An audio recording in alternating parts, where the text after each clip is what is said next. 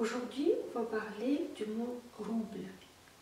Le rouble est apparu en Russie au XIIIe siècle, dans la République de Novgorod. Il s'agissait à cette époque non de pièces de monnaie, mais de lingots d'argent. Ces lingots d'argent pesaient entre 200 et 500 grammes. Et pour avoir des unités plus petites, on devait segmenter ces lingots d'argent. Et ces petits morceaux ont reçu le mot rouble. Le nom rouble est du genre masculin. Et certains scientifiques supposent qu'il provient du verbe russe rubить, ce qui veut dire fendre, comme fendre du bois, ou hacher de la viande. Puisque c'est sans doute avec un outil coupant que ces lingots d'argent étaient segmentés.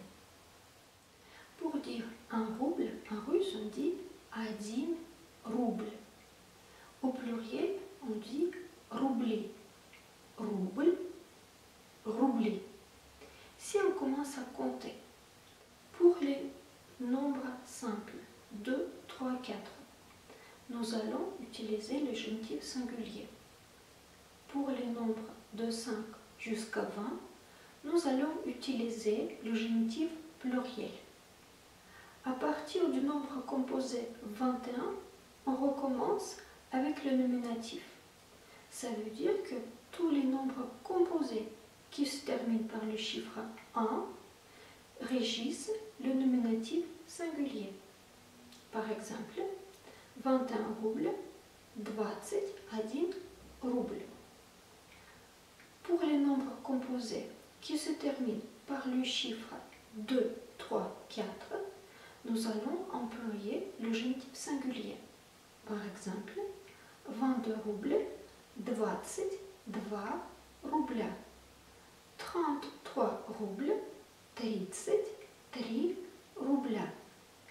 44 roubles, 44 рубля.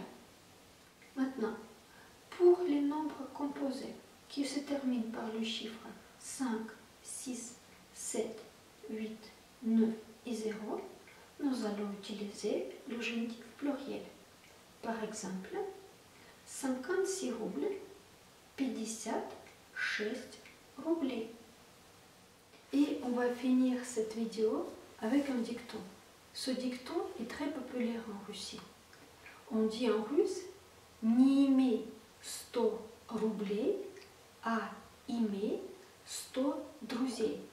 Encore une fois, «Не имей 100 рублей, а имей 100 друзей».